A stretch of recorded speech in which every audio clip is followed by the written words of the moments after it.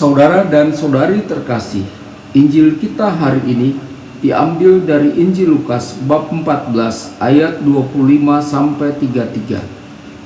Pada suatu kali banyak orang berduyun-duyun mengikuti Yesus dalam perjalanannya. Sambil berpaling ia berkata kepada mereka, "Jikalau seorang datang kepadaku dan ia tidak membenci bapaknya, ibunya, istrinya, anak-anaknya, saudara-saudaranya laki-laki atau perempuan, bahkan nyawanya sendiri, ia tidak dapat menjadi muridku. Barang siapa tidak memikul salibnya dan mengikut aku, ia tidak dapat menjadi muridku. Sebab siapakah di antara kamu yang kalau mau mendirikan sebuah menara, tidak duduk dahulu membuat anggaran biayanya, kalau cukup uangnya untuk menyelesaikan pekerjaan itu? Supaya jikalau ia sudah meletakkan dasarnya dan tidak dapat menyelesaikannya, jangan-jangan semua orang yang melihatnya mengejek dia sambil berkata, 'Orang itu mulai mendirikan, tetapi ia tidak sanggup menyelesaikannya.'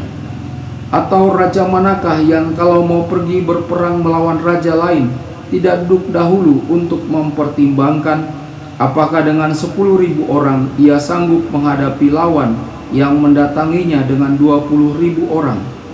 Jikalau tidak, ia akan mengirim utusan selama musuh itu masih jauh untuk menanyakan syarat-syarat perdamaian. Demikian pula lah tiap-tiap orang di antara kamu yang tidak melepaskan dirinya dari segala miliknya, tidak dapat menjadi muridku. Berbahagialah orang yang mendengarkan sabda Tuhan dan tekun melaksanakannya.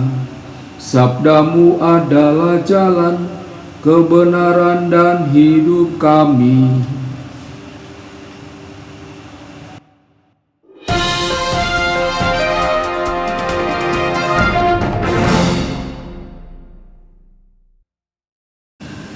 Saudara dan saudari terkasih dimanapun Anda berada, jumpa lagi dengan saya Romo Tedens dalam saluran Warta Kabar Sukacita. Semoga Anda semua tetap dalam keadaan sehat dan bahagia. Hari ini gereja memperingati Santo Carolus Borromeus. Injil hari ini diambil dari Injil Lukas bab 14 ayat 25 sampai 33. Injil hari ini berbicara tentang kemuridan dan menyajikan syarat-syarat untuk menjadi murid Yesus. Yesus sedang dalam perjalanan ke Yerusalem, di mana Yesus akan mengalami kematian di salib. Pembicaraan tentang kemuridan ada dalam konteks ini. Ayat 25, contoh katekese. Injil hari ini adalah contoh yang indah tentang bagaimana Lukas mengubah firman Yesus menjadi katekese bagi orang-orang pada waktu itu. Lukas berkata, banyak orang berduyun-duyun mengikuti Yesus, dan Yesus kemudian berbalik dan berbicara kepada mereka. Yesus memberikan syarat bagi mereka yang mau menjadi murid-muridnya. Ayat 26, syarat pertama, membenci ayah dan ibunya. Dalam kesempatan lain, Yesus berkata, seseorang harus mengasihi dan menghormati orang tuanya. Bagaimana kontradiksi ini bisa dijelaskan? Saudara dan saudari, pada masa Yesus, situasi sosial ekonomi yang sulit menuntut setiap keluarga untuk mandiri. Ini berakibat setiap keluarga hanya memperhatikan keluarganya sendiri. Tidak ada solidaritas di antara mereka. Yesus mau memperbaharui kehidupan dalam masyarakat itu. Itulah sebabnya mengapa Yesus meminta untuk mengakhiri perhatian yang hanya ditujukan untuk keluarga masing-masing. Yesus meminta setiap keluarga membuka diri dan bersatu dengan keluarga besar dalam masyarakat. Inilah makna dari apa yang dikatakan Yesus soal membenci ayah dan ibunya, istri, anak, saudara-saudaranya perempuan dan laki-laki. Saudara dan saudari, ketika keluarga Yesus ingin membawanya kembali ke Nazaret, Yesus tidak peduli dengan permintaan mereka. Yesus mau memperluas makna keluarga dengan berkata, "Siapa ibuku dan siapa saudara-saudaraku? Siapapun yang melakukan kehendak Allah, dialah saudaraku laki-laki, dialah saudaraku perempuan, dan dialah ibuku. Ayat 27. Syarat yang kedua, memanggul salib.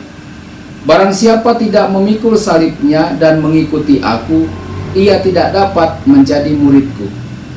Untuk memahami betapa pentingnya syarat kedua ini, kita mesti melihat konteks di mana Lukas menempatkan perkataan Yesus ini. Yesus akan menuju Yerusalem untuk disalibkan dan mati. Untuk mengikuti Yesus dan memikul salib berarti pergi bersama Yesus ke Yerusalem untuk disalibkan dengannya.